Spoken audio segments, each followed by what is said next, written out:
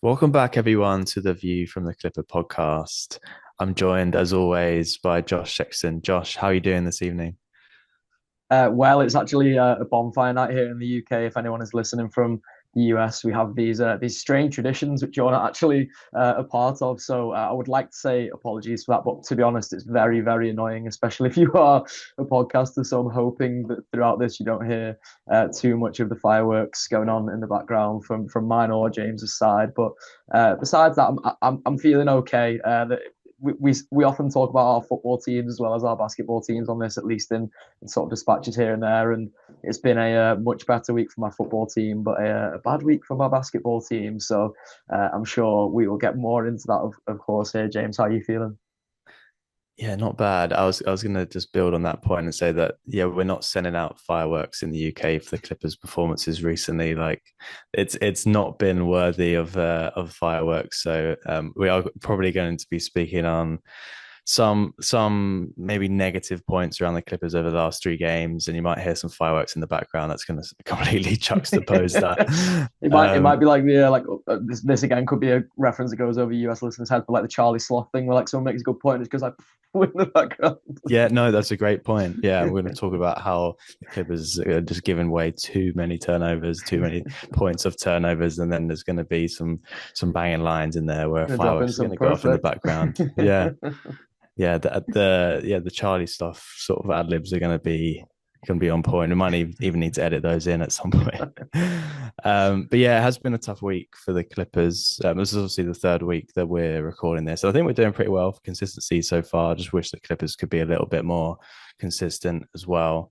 I think as it might be good to start with like where we left off, and obviously we were previewing the three games that the Clippers have played recently. So Pelicans in the Emirates Cup, followed by the Miami Heat, and also back against the OKC Thunder on a back-to-back night.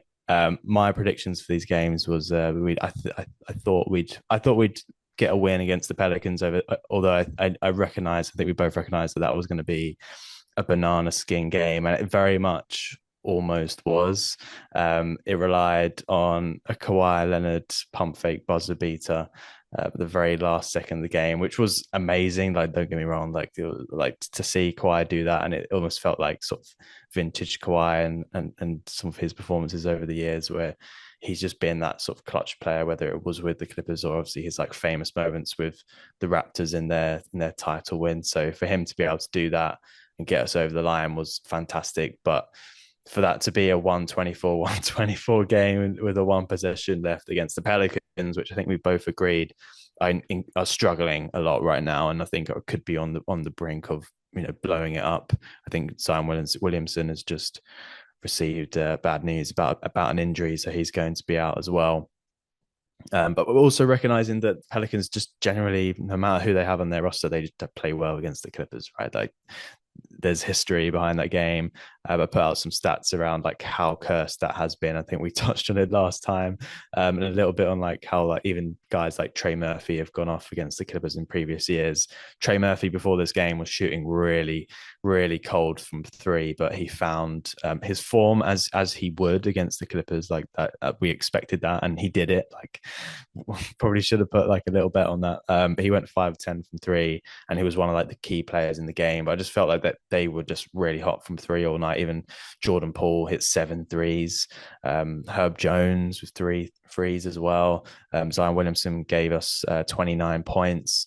And this is just a roster that is just not built to compete with teams like the Clippers, or you think on paper shouldn't be, at least how they've started the season. But I just don't think the Clippers were good in this game at all, and I think they constantly were giving up turnovers, and the Pelicans were making us pay off those turnovers. And I think their hot shooting also kept them in this game. So having to rely on that Kawhi Leonard buzzer beater didn't feel great. And I think it's probably clouded more by the fact that us like Clipper fans know like the Pelicans have been like at our tower, and they've got the better of us over the like last few seasons, whether it's just been like Valanciunas going crazy or anything like that. Like, they just seem to be a team that we can't get past, or even like thinking back to like the playing game against them, like you know it's just there has just been history there. But I think this version of the Pelicans team is probably the worst. Like they don't have Brandon Ingram anymore. Like this should be a team that they're putting to bed. And we also said like this game couldn't come sooner because they'd had that disastrous game against the Warriors where I think we agreed that yeah, they should be playing that like the following night to sort of put that to bed and right wrongs. But they very almost slipped up. Like, you know, Kawhi doesn't make that shot at the end of the game. This goes to overtime. Like, who knows what happens with like this aging team. So what were your thoughts Friday night, Josh? Because I know you were scared about it. I think you even predicted that we'd drop it. So, and yeah, how did you feel coming out of that game? Yeah, my prediction was completely cursed, I'm afraid, wasn't it? I got the exact reverse of what I predicted. That I thought we'd lose to the Pelicans, I thought we'd beat the Heat, and I thought we'd beat the Thunder, and instead the Clippers went 1-2 throughout this time. And there's going to be a key theme that sort of runs through these three games for me, to be honest, James. And me and you spoke a little bit before the call and sort of acknowledged that even though they are three different games and I guess three different frustrations really that come from lots of different frustrations that come from all three of the games. The themes that once again run through it for me are um, pace. And I was going to use the word physicality, but like I feel like physicality at this point like sort of doesn't sum it up enough for the Clippers. Like it's pace, it's aggression, it's like speed of movement around the ball as well, and things like that. Like that's just so frustrating. And then the turnovers, like the Clippers, I think we said it in the last episode. They are looking their age so much. By that I mean like they are so lethargic. Like like everybody is pounding the ball at the moment. There's no like really good ball movement. The best bits of ball movement that we see are generally lobs to Derek Jones Jr.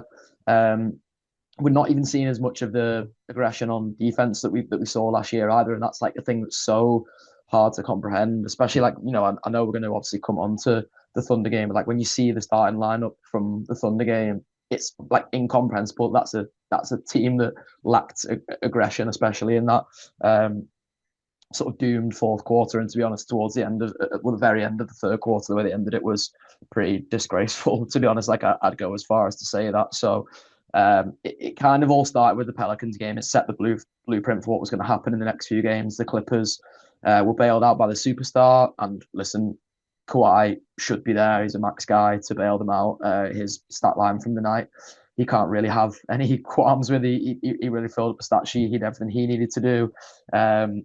It was the sort of secondary guys in terms of James Harden was had an off shooting night. Bradley Beal once again not aggressive enough. Looks like he's still sort of coming back from this injury, and that's going to be a slow process. And then like the bench at the moment for the Clippers is a bit of a hot mess really. Like John Collins is probably the one kind of reassuring thing from the bench. And that's a shame, really, because like we praised Chris Dunn in the last episode, and I still think we were right to do so. But he's having like a particularly bad offensive time of at the moment, and even the defense has like wavered more than I expected throughout this spell. He was all right in the Pelicans game, 3 steals in there at least on the sort of box score, but a -2 in the plus minus. And again, plus minus is not like a perfect metric of how to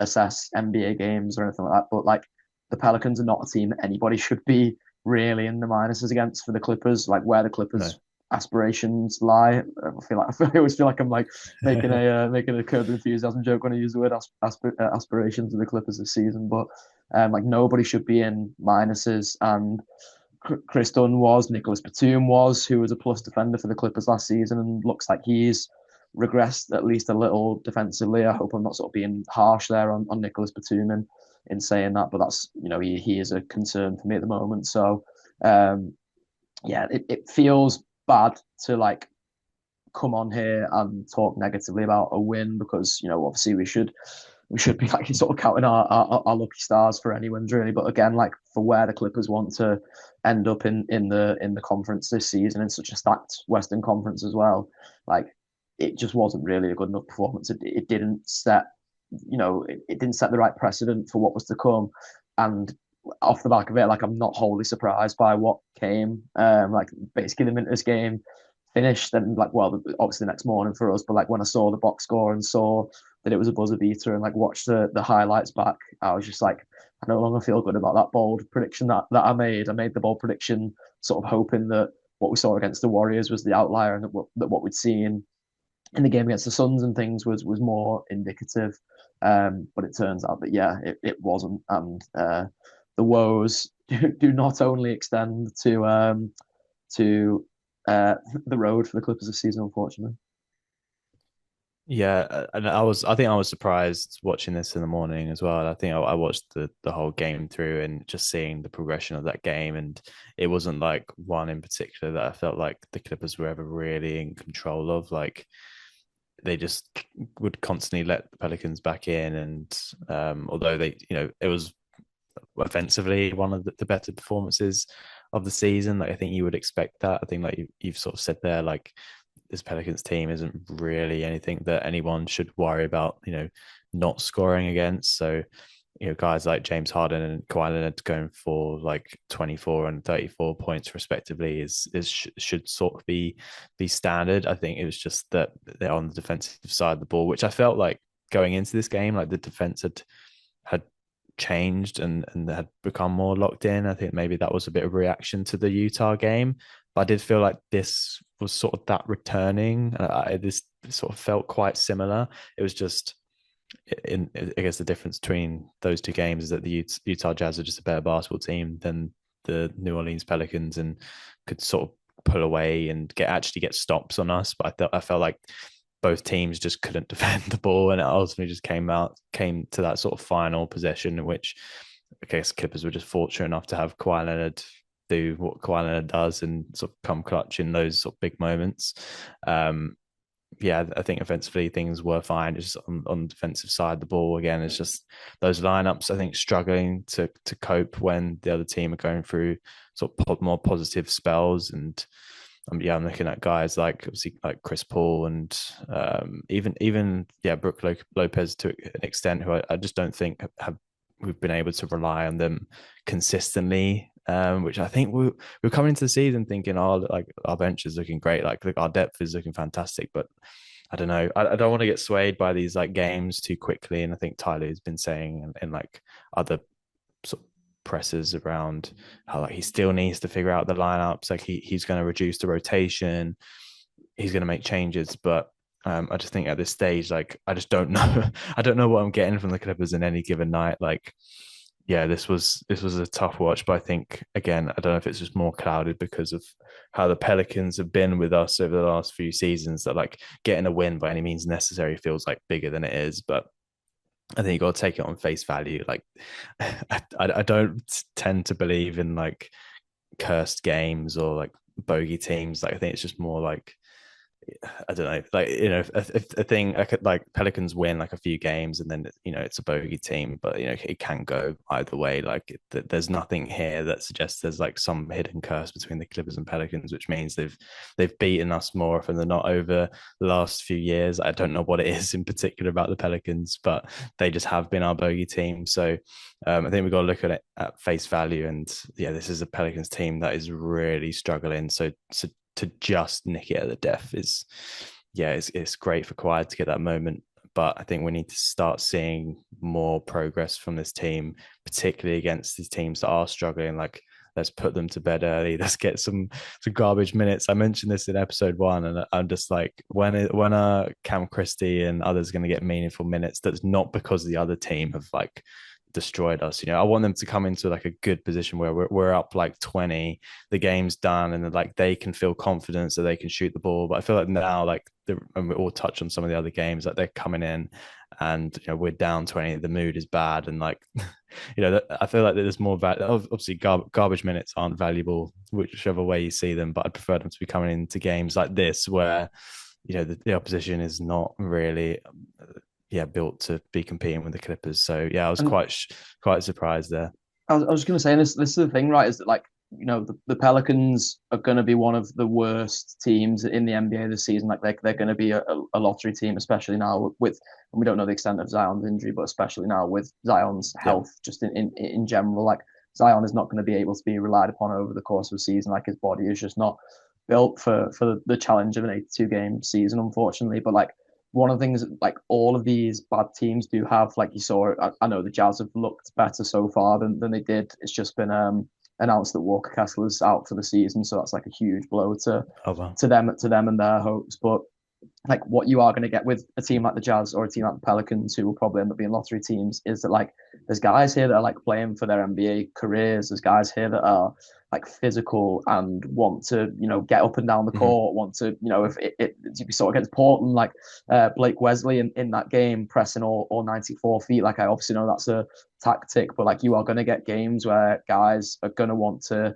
get in the faces, and especially with your veteran guys, like you've mentioned, like Brook Lopez and Chris Paul there. And like I think we actually praised both of them in last episode. And again, like that's where me and you need to be careful that we don't get dragged into, like as you said rightly, James, just sort of assessing it game by game and being swayed by what we see game by game. But like the young guys are able to get in and amongst players like Chris Paul and Brook Lopez. It seems like the two of them have not really been good enough on the whole defensively. If you look at it as like a 7 game sample size, and I know Ty has said that like he wants to get to 10 games before he assesses anything, but we're up to 7 now, and like there's just still no ideas around rotation, still no ideas around what looks best.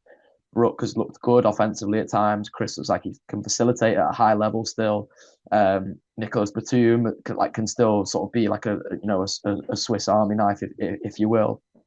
But like the minute you come up against a young team, are all those guys just suddenly unplayable? And then what's your rotation if that is the case? Like, are you then like should you then be relying on guys like Kobe Brown and Cam Christie? But then, as you mentioned, like where are they getting their meaningful minutes from? Like the G League is no good practice for like a Kobe No. Brown coming up against a Blake Wesley who is pressing full court, or Kobe Brown getting switched on to Zion Williamson and having to defend him inside. Like, yeah, the rotations definitely need to figure themselves out, and that again is a theme that carries through these 3 games. And I saw that James Harden had a quote on it last night as well as Ty Lue. But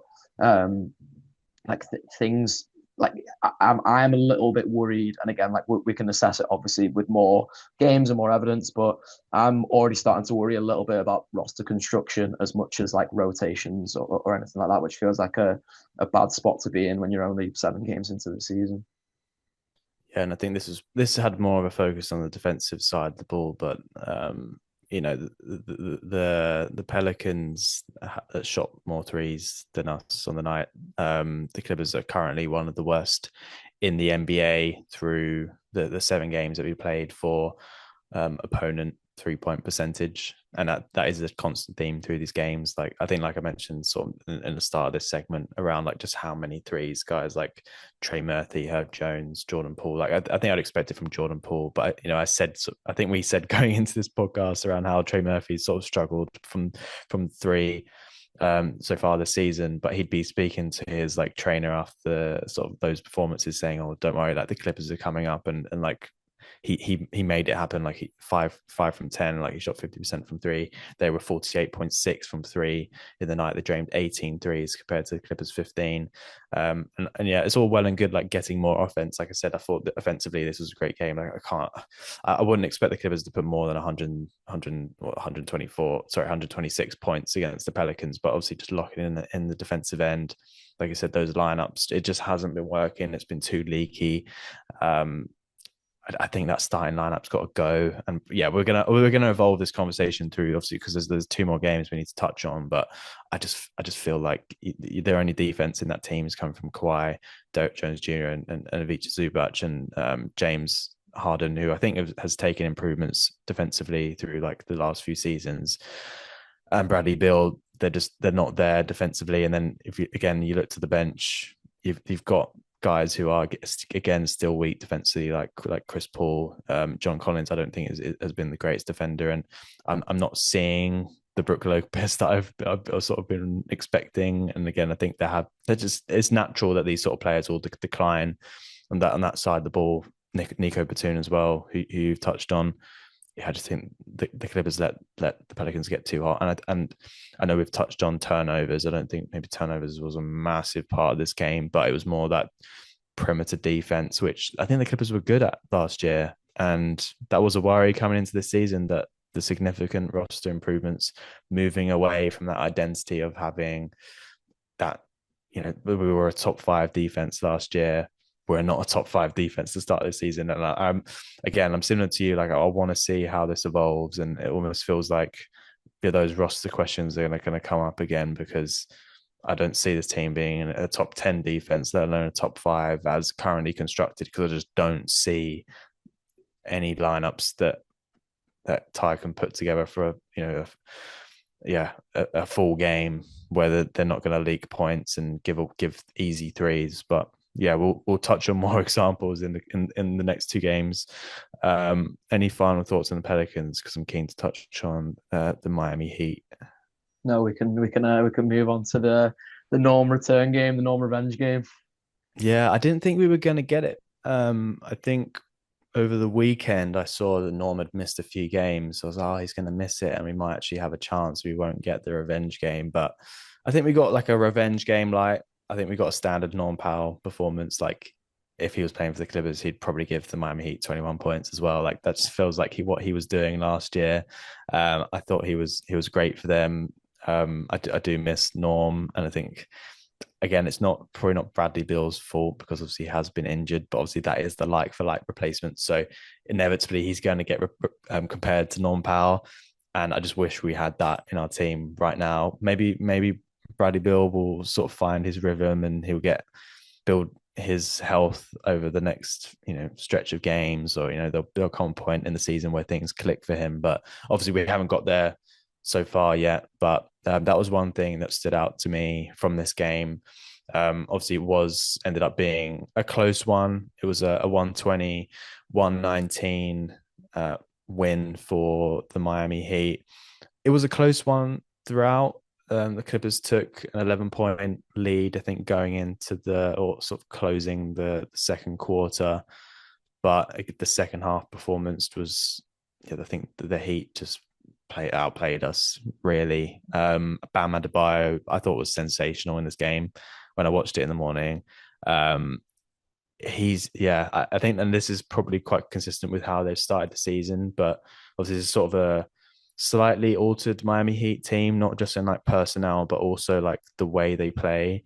Like, they play with such much more pace than we have. I think, we're a real big fan around how they played this game, and I think Bam Adebayo in particular on both sides of the ball. Like, he's been obviously known for his sort of defensive sort of impact, but I thought offensively he looked fantastic. I don't think Zoo really had an answer for him on this night, and I don't know if that's where the game is won or lost.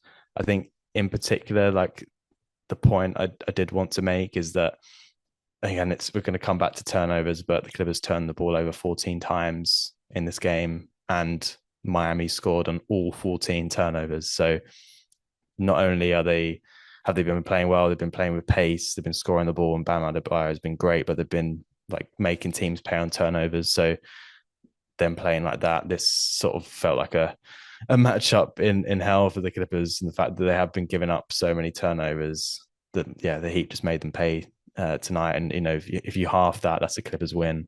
If you get 7 turnovers, Miami scores 7 times, like, that's a Clippers win right there, because again, it's just too many turnovers, and the Heat just made us pay. So what were your thoughts after watching this one back, Josh?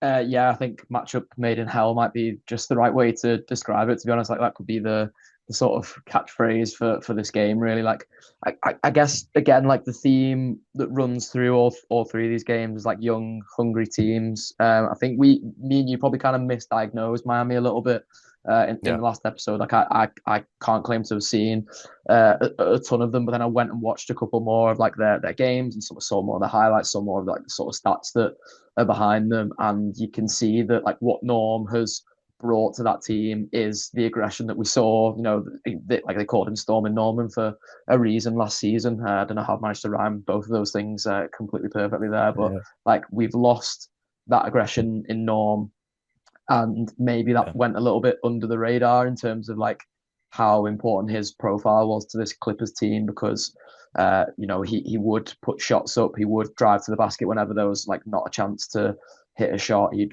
make big dunks, which would energize the team. Like there's so many different elements to Norman Powell's game that you can see have positively impacted the Miami Heat, and it's again feels like one of those things where like you don't know what you've got till it's gone. And it was actually the point like where I watched the tribute video, because I watched the tribute video, or at least Norm reacting to it before I watched the game.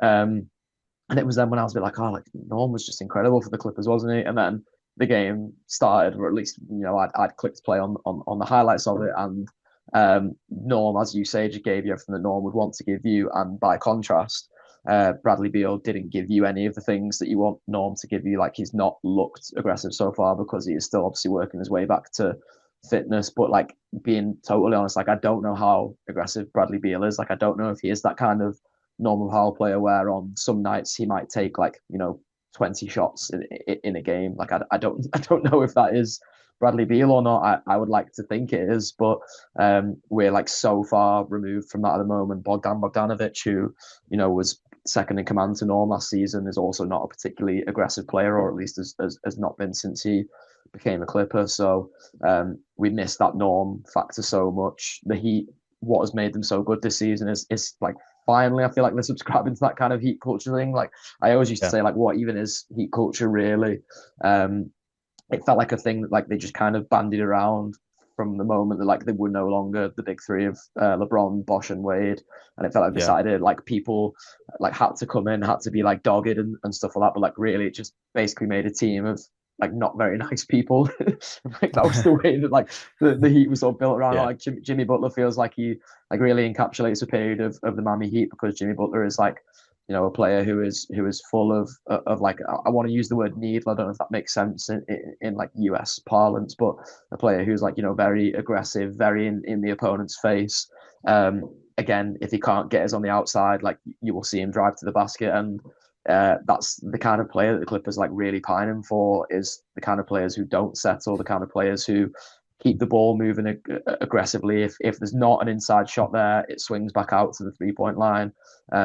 All these things are like I feel like you can sound like a broken record at times supporting the Clippers, and even despite that, the Clippers have managed to make good teams out of like teams that have lacked in some of these areas. But again, just like off the back of this game, in the same way it was off the back of the Pelicans game, like a little bit worried by the roster construction, and different to how it was with the Pelicans, where after the Pelicans game, I was like, there's just no one who is like young and hungry enough on this team to deal with how young and hungry even bad teams around the NBA are.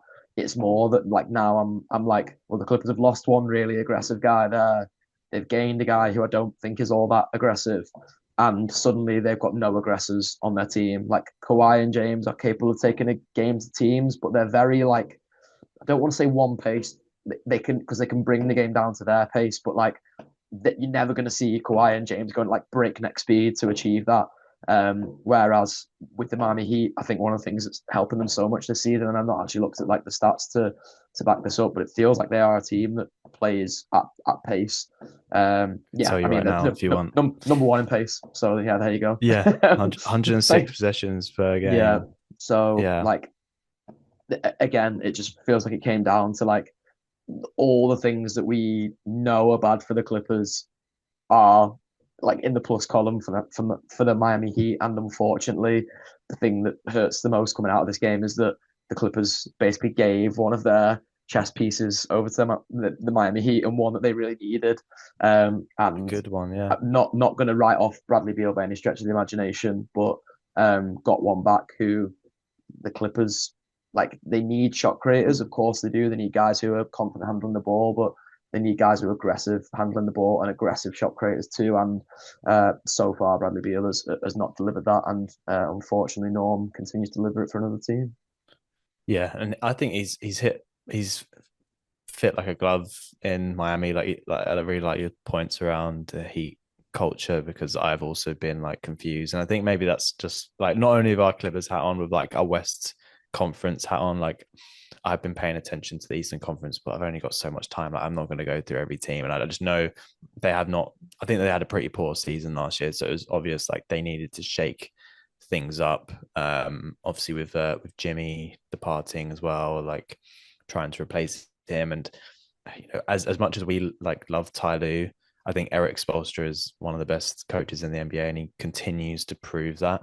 And what he's continuing to do with this Miami team is just, yeah, it's unbelievable. Because I think even if you look at their team, like on paper, like it doesn't particularly stand out with like a lot of star players, but I think they've just found a way of playing, which could be that Heat culture, where they are just playing with the most pace in the NBA right now. And I think recently, I think even like Law Murray, other guys have been posing some questions to Ty around like the whole pace topic, because I feel like that's one of the biggest topics in the NBA is like how quickly teams are playing. And I think that's off the back of teams like Indiana, their success last year, like how fast they play. Ty was asked that question again. Sorry, I can't remember who exactly posed it. But his answer was like more or less on like you can only really coach a team based on like the tools that you have. Sort of alluding to the fact that maybe he would play sort of a similar style of basketball, but he doesn't have the players at his disposal, which I can see completely. Like I think if Eric Spoelstra was trying to implement that with the Clippers, like I don't know what would happen. I don't think Kawhi would be able to manage it. Just how quickly that they do play. I mean, I don't know. Like I'm not going to say that these guys can't play that way. I don't, it could be a Ty thing. Maybe he needs to. This is the new way. It's here to stay.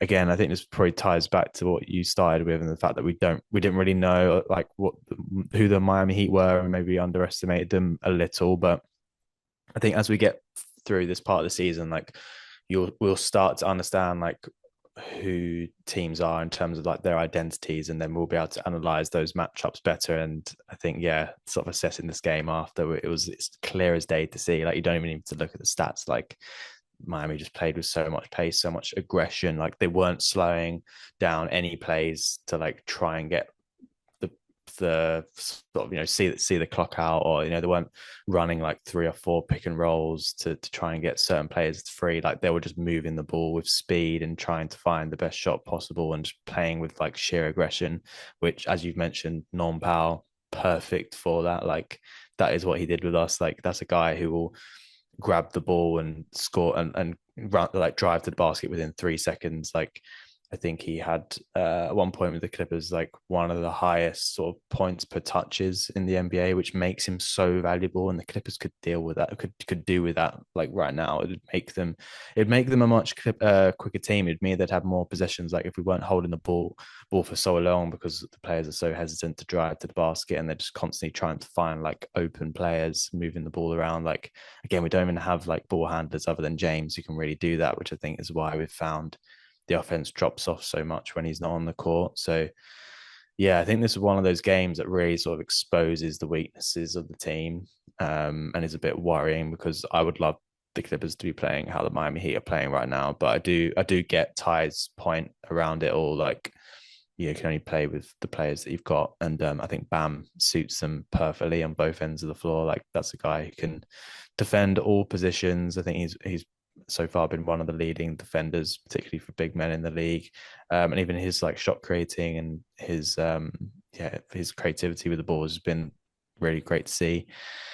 And Yeah, he's like he's leading centers in 3-point makes this season, isn't he? Which is kind of crazy. I didn't realize he had like outside game like that, to be honest. no, I think he's definitely evolved his game, and they've Yeah. needed him to, and I think they're benefiting from that massively. Obviously, I think they are still like a piece away, and this isn't a Miami Heat podcast, by the way, but like they are like a piece away from like really, I think, dominating the East. Like I can't see them getting too consistent this season, but they are extremely well coached, and yeah, like you said, top of pace right now. They're generating 106 possessions per game, and I think just to compare that with the Clippers are 28th, so third bottom, joined with Boston Celtics, Houston Rockets, and just behind the San Antonio Spurs, who didn't realize were playing that so. But they're trying to play to Wemby's game. Boston are obviously a new team. Rockets, I think, with KD again trying to play to his game, and I think that's what you're kind of finding with these teams.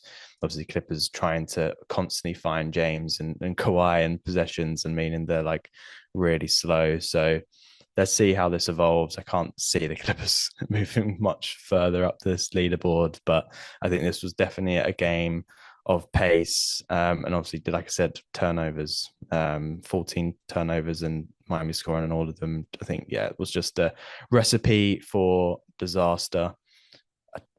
Yeah, I didn't really have any thoughts other than, this was still a close game. Like the Clippers were right there at the end. And I think the Heat just got, I think down the stretch, they got so many stops on the Clippers. Like we just couldn't generate any kind of like meaningful possessions, and they were just chipping away. So yeah, not a great one. One that I think we both maybe thought we would get a dub at. But yeah, any like closing thoughts on this game before we touch on last night's performance?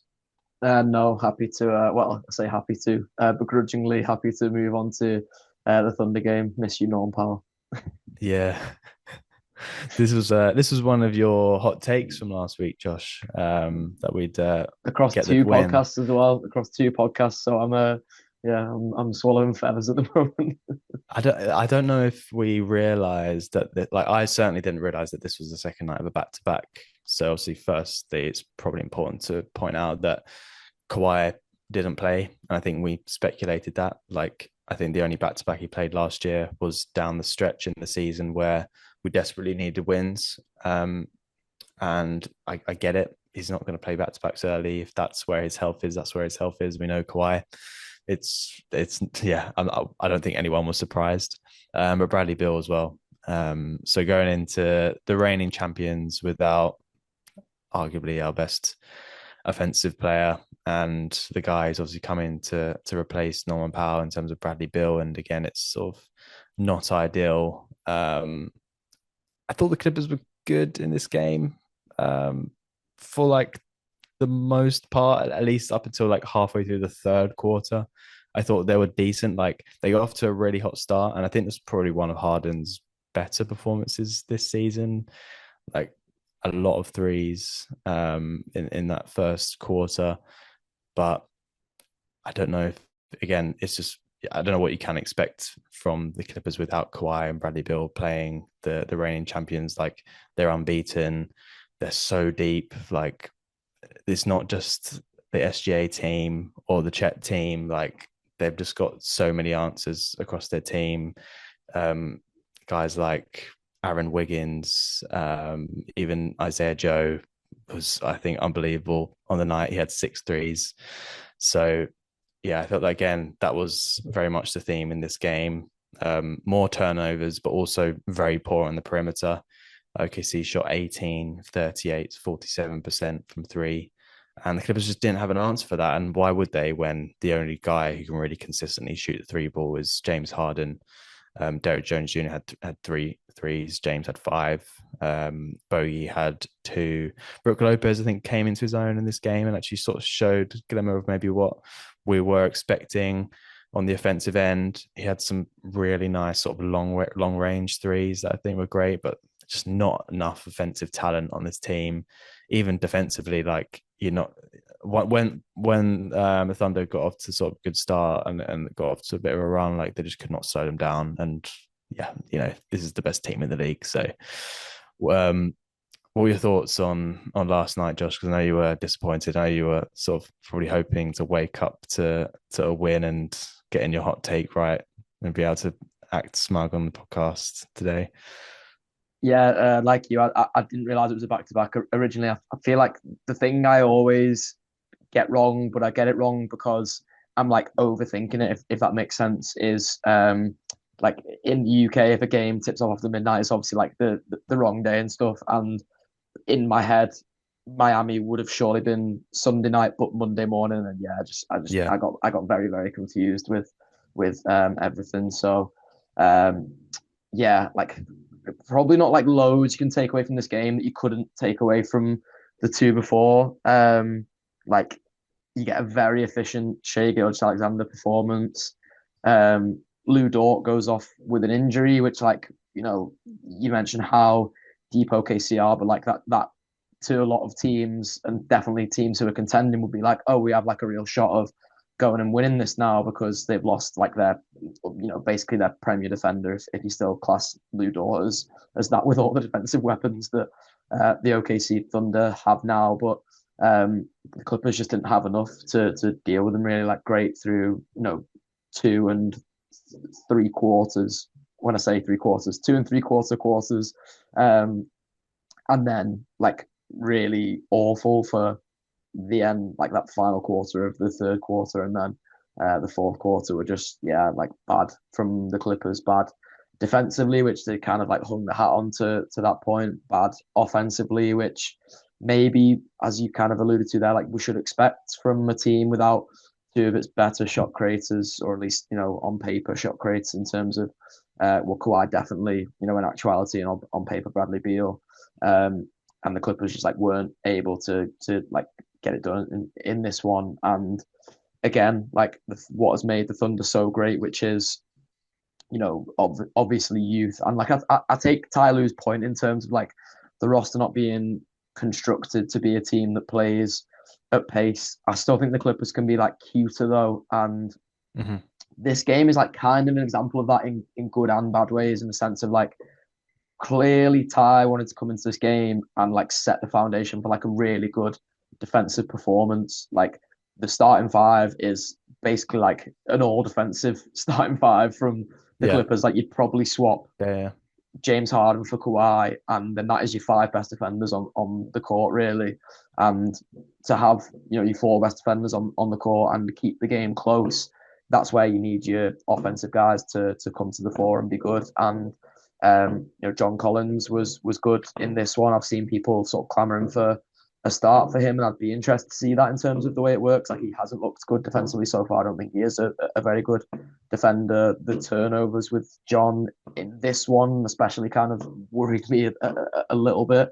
I don't know if that's just like a harsh sort of assessment in a game where like he's going to get more touches than like he usually would.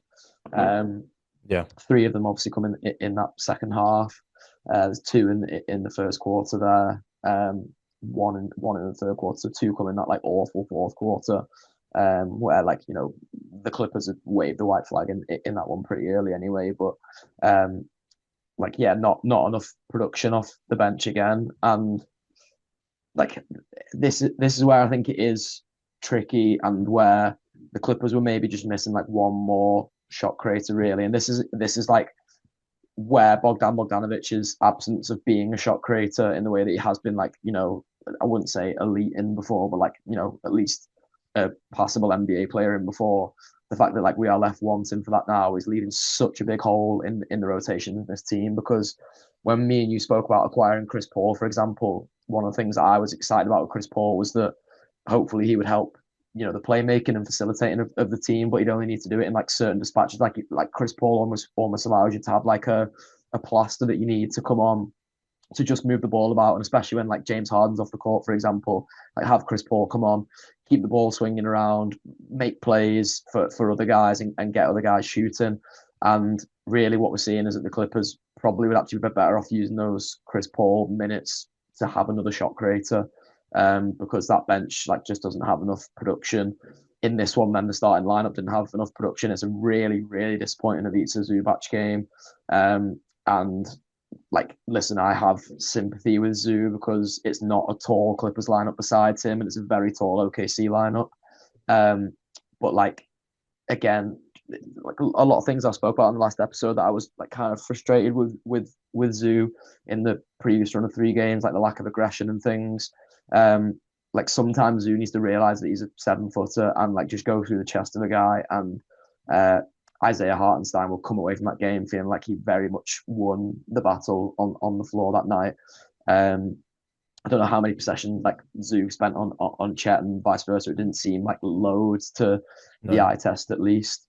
But like, yeah, Hartenstein had a pretty nice time of it, and it was basically displayed by probably the offensive play of the night, really, where he did a through the legs pass to Caruso behind him in the corner, set a screen just after doing so, then Caruso hit the 3 from behind him. Like that's a guy who, again, it feels like a sort of like a Scorned X podcast here with us pining for Norman Powell, once Clipper, Isaiah Hartenstein, being able to get sort of fancy on the Clippers because he's enjoying his game so much up the other end is disappointing, to say the least.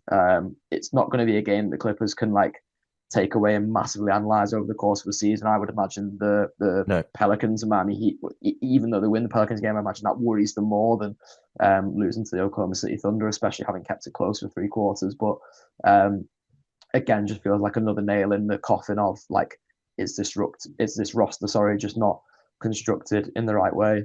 Do the Clippers not have enough shot creators? And again, like, we get some Cam Christie minutes. He shoots efficiently in those minutes. There's kind of a part of me that would just like to see him get some burn whenever the Clippers do look like they're struggling to create shots. And as you say, not have those minutes be when the game is done and out of the Clippers' reach. yeah, like I said, there's not a whole lot that they can take from this game, but I do think the one thing that they could possibly take, which I think you alluded to, is how like Ty went with a more defensive style lineup, and it worked. Like let's not like be around the bush here. Like obviously we're clear that the Thunder are the reigning champions, but also they've started the season unbelievably. Like they're the number one defense, they're the fourth ranked offense. Like this this game was going to take a lot for the Clippers, especially on a second night of a back to back. So for them to start as hot as they did, like I was pretty surprised that when I watched this back this morning, like I was like, whoa, like something might have happened there. Like I hadn't seen the score, but um, yeah, I think we were up by 10 after the first quarter, and obviously a lot of that play and a lot of that good work has sort of come from that starting lineup, and I can see like that is a team of identity, and I think that was our team, like our style last year, where the defense would give us so many more opportunities for James to get hot,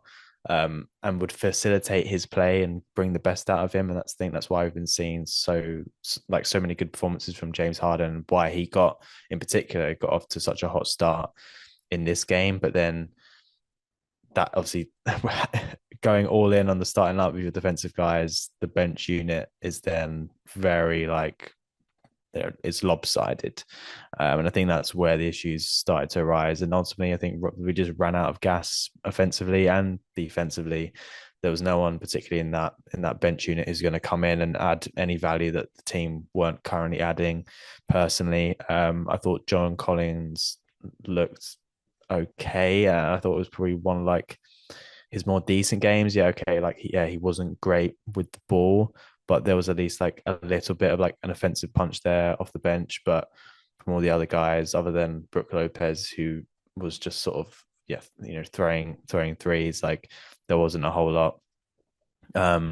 Zoo as well, and I think the point around like Hartenstein in particular. Obviously, I'm like such a big Hartenstein fan. Like I was one of those who like really did not want us to give up Hartenstein, and obviously still very much hurts me to see like how well he's playing with the Thunder. I think he got, as you said, I think he got off easy tonight because Zoo didn't really challenge him a lot. There's one play in particular I remember where I think Zoo gets him in a post up and does sort of run through his chest and puts the ball in, and you think like do that again, like he like if you can get it to go once, like I don't know, maybe like you found something there. Like Hartenstein's a great defender, but I think Zoo definitely let him off easy tonight. I think Zoo was probably better on the defensive end, but just didn't really offer anything offensively. And it's a tough team to play. Like they are just so great. The number one defense for a reason. They play with those two big men that I think do make it hard for big guys like Zoo to operate, because if they want to, they can double team you in the post if they want to. I'm not saying they did in this game in particular, but I think you've got two guys there who are pretty good defensively. I don't remember any plays in which Zoo was going at Chet, and I think maybe that could have been a bit of an answer to get him going and starting to feed him. But maybe Ty didn't think the answer against Thunder was maybe going to Zoo as much. Maybe it was trying to generate more threes, which worked in the first quarter perfectly. Like I think they started, like I said, they started this game fantastically, but just couldn't replicate that through the game. And I think OKC just too deep. Like when they started to get their bench guys involved, like they really took off. And as I mentioned at the start of this segment, guys like Isaiah Joe on the bench, giving you 6 threes. Like the Clippers don't have anyone like that at all. Even like Alex Caruso and his defensive intensity, this is just a very deep OKC team that the Clippers need to be at their best at if they hope at the end of the season they want to get an NBA title. I would have liked to have seen Kawhi and Bradley Beal play this game to see, okay, like how far are we off a team like this? And yeah, I don't think it was a great game to do that, obviously, given their absence. So yeah, not an ideal one. I think yeah, a lot of people probably seeing Kawhi and Bradley Beal out of it probably wrote this one off anyway. I was pleased with the start, but it was inevitable that we were going to drop this. I think coming out of this game, Clippers are now leading the league in opponent points off turnovers. So that's I started to build that as a positive stat. It absolutely isn't. 25 points a game so far. It's outrageous. Quite frankly, it's something that they really need to fix. But again, this has been a consistent theme throughout not only these games, but obviously games from last year as well.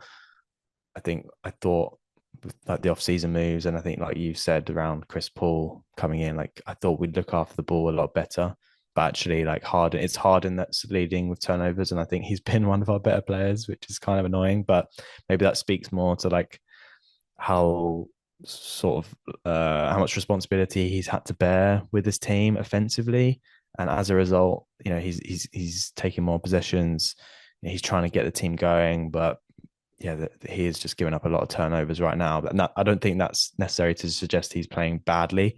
I think it's more of a suggestion around just how poor the Clippers are around him, and obviously even worse with him off the floor. I've seen stats today and again. I'm waiting for more games to look at more of the lineup data, but it does suggest that Clippers currently off with Harden off the floor are the worst team in the NBA.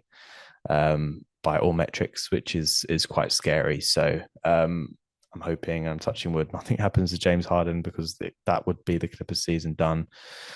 But yeah, any final thoughts on this game, Josh? Because I think like we've agreed, like there's not a whole lot more we can take from it, and I think we've just got to look forward from here. No, yeah, I think we do, and like looking forward to the next few games. There's hopefully a chance for the Clippers to just like improve the record. Like they're coming up against the Phoenix Suns twice in a row, who, of course, they beat earlier in the season. Like I still think the Phoenix Suns have like a little bit of that identity where they could upset the Clippers on a given night by just being quick and by being in your face defensively and things.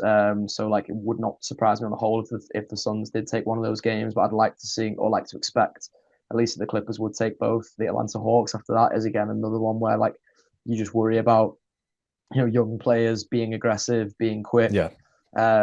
Like there are a couple of like red flags in the distance for the Clippers in those three games really. But if the Clippers perform as they should on each of those individual nights, they should come out with the wins. And then you've got Denver after that, who like if you've won three on the bounce, and every game against Denver with the Clippers is an absolute dogfight. Like maybe you can get it going. We'll be recording. Well, hopefully at least we'll be recording the next episode of this on the day of that game anyway, so we can do a bit more of a in-depth assessment of that from there. But hopefully, James, between now and the next time we record, it will be 3 wins for the Clippers, because I don't know if my spirit can take making another bold prediction and it flipping completely away. I mean, if we're 0-3, I'm sounding the panic alarm. It's fair to say if we go 0-3 before this next podcast, and I'm going to knock on wood because I'm now worried that I've just absolutely cursed Yeah, that. So I'm doing the same over here. yeah, Like the Clippers, obviously, yeah, like you mentioned, Suns, 2 games out of the next 3 should be 2 wins, given how they played earlier in Intuit Dome, pretty much playing themselves. So the opponent points of turnovers should be fairly balanced out, because obviously I said the Clippers are currently the worst team in the NBA for opponent points of turnovers. Just below them is the Phoenix Suns with 24.8. So they've also been struggling with turnovers as well. So I'm hoping that weakness will be at least cancelled out. They're a bit better from like a pace perspective, but I think the Clippers have just got a lot more talent than the Phoenix Suns right now. So that if that's not 2 wins, then I don't know where the Clippers are getting wins this season. Personally, that these should be easy games that the Clippers see out. And also think the Hawks in particular again could be another like potential banana skin game. Like they're again a team who've been, I think, a little inconsistent, and there's been like obviously a lot of like rumors around their like roster construction as well. Not I guess the same extent to the Pelicans, like the Hawks are 4-4, but with Trae Young's contract expiring and like sort of an unclear direction of their franchise, like I'd expect I'd expect another win, and I'd expect to go 3-0. But again, it is another young team with guys like Jalen Johnson who are really like rising to like the forefront of that franchise. Even like Dyson Daniels and Nico Kongwu, like return of Luke Kennard, who I know is a favorite amongst many Clipper fans as well. Could that be a revenge game? Not sure. I think we can all remember the famous game he had against the Hawks all those years ago. Is he going to sort of do them a favor and give the Clippers a similar experience when we face them in a few days' time? I don't know, and I hope not. But yeah, I'm a big fan of guys they do have in their roster, but I still think the Clippers will have too much for them, and I'm fully expecting 3-0. I don't know. I don't think that's necessarily a hot take, but I think at this stage, the way we've been playing for the Clippers to win three in a row is in my eyes a bit of a hot take, and I think you agree, Josh, don't you?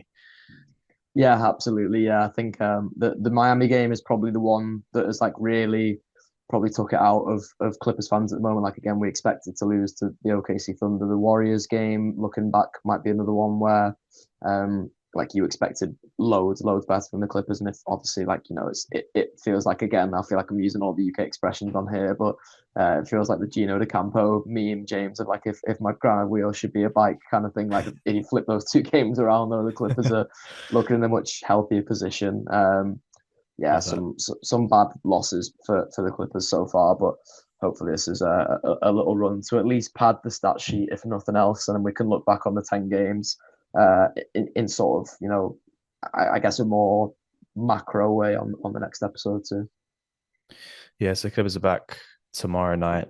Again, I still need to get attuned with these scheduling times because I'm looking at my screen right now. Think Right you'd now, I've think got like Friday years and 7th, years deep 2 into a.m. this, we'd have got the hang of it, wouldn't you? But I'm like I still get it wrong all the time. So It's flipping between the two sports, I think. Because also, yeah, I think I listened back to the podcast last week as well, and I said that the Thunder are at home, which I don't think they were. Wasn't this game no, it at was Intuit all Dome? three were into it. Yeah, all three had Yeah. lost today. So again, it's just me reading the games like wrong. Yeah. And again, just because the games are on so late, like 2 a.m. on Friday, followed by 3:30 on Sunday, followed by 3:30 on Tuesday. So yeah, any Americans watching this probably be quite confused, but that's sort of the struggle of being a Clippers / NBA fan in the UK is just how late these games are for us, and they are pretty late for Americans anyway. Obviously, if you're at East Coast, that's still pretty late tip off time for any kind of sport. So um, yeah, we'll see how the Clippers get on. I think like we've agreed, I'm hoping that we can get on a bit of a winning streak. Hopefully use some of these games just an opportunity to like breathe a little and like recognize we're playing weaker opposition. Obviously still lock in, but like trying to focus on, reducing the amount of turnovers, playing a little bit quicker if that's even possible for the team. I don't even know. Generating more threes, figuring out the lineups a bit more, and then obviously, we'll come back to the pod next Wednesday if we hopefully manage to sit down and record. Otherwise, we'll be able to cover Clippers Nuggets, which is always a tasty game. And obviously, they've gone through a bit of a transition this year, but that should be a fun game to cover as well. But we'll see when we get around to record. We'll probably get to preview that game, which should be a fun one, and hopefully we've won three in the row, and we're a lot happier, and yeah, and there's not this sort of more depressing mood around the start. We also have the 10-game sample size, which I think is important. It's obviously important to Ty Lue and like the kind of changes he's going to make. And I'm interested to see like statistically where the Clippers stand and like some of the key metrics and figure out exactly where like the pain points are for us and how where we go from there. And keen to get some listeners and viewers involved. If there's any like talking points that we feel like need to be discussed, then I'll do a post and we get some questions on the next pod, because I'm hoping that the themes will change and we're not just sat here talking about turnovers for an hour, and we can have a bit more of a discussion around where the Clippers go from here and how we can turn the season around. Obviously, there's a lot more basketball to be played, so yeah, it's not the greatest week, but a great opportunity for the Clippers to start a stretch of games where they can start to look upward. But yeah, enjoyed talking some of these games with you, Josh, despite the fireworks and despite some of the poor performances that we've seen. Any final thoughts from you before we close this one off? No, just a few sort of points of admin really, because we've recently distributed this podcast onto a couple more platforms. I'll do this live on air with you, James, because I've not even got around to telling you this, but this is now distributed on TuneIn Radio and iHeartRadio, and I believe Amazon Podcasts as well, which I don't think it was on before. So there may be more people discovering this podcast as a listening experience now. We also put this out on YouTube too as a full thing, so you can come and look at our sad faces as we pick the bones out of more disappointing Clippers results. But hopefully there's more positive things to come for the Clippers this season. Hopefully the roster isn't so poorly constructed. But if you are enjoying how well constructed this podcast is, see that little segue there, James? That was unbelievable.